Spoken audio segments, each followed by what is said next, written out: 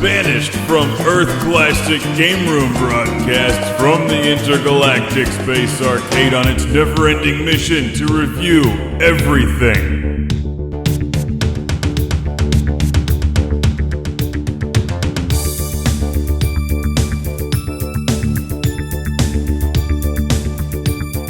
Welcome to Classic Game Room for the review you've all been waiting for, the Sony PlayStation 4.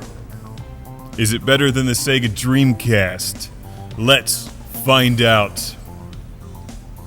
Although we'll have to come back in about 13 or 14 years to see if it's still working, because this is. You know, I'm not joking about that. That's why this is part one of a two-part review. Part two will be done in about a decade. We'll see how this thing performs.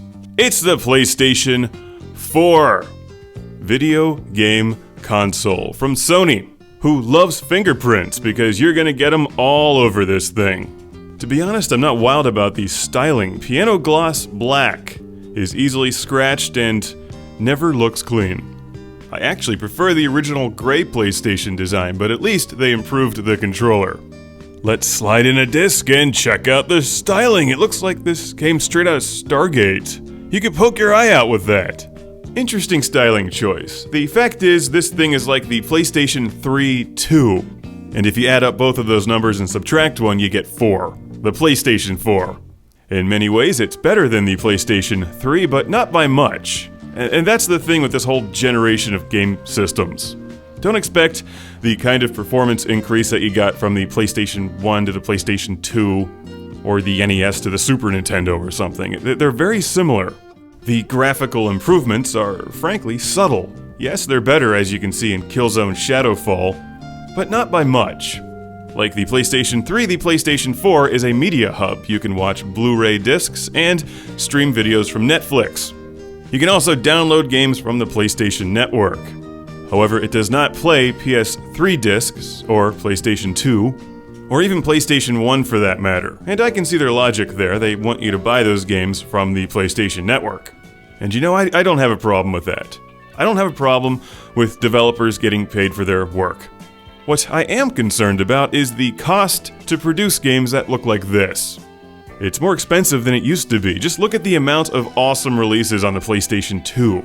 In order to make games for the PlayStation 4 or any other newfangled fancy game system, they need to invest a lot of money and make games that are engineered to succeed. When you can't afford to take risks, you no longer get innovation. And while I certainly enjoy Need for Speed Rivals, if they didn't try Need for Speed in the first place, how would we know if it was any good? That being said, I like the PlayStation 4. I think the controller is great. I like the menu interface. The quality of the games that I've played is excellent. Or at least most of them. Should you buy a PlayStation 4? Well, you need to look at what games are available, because it's all about the games.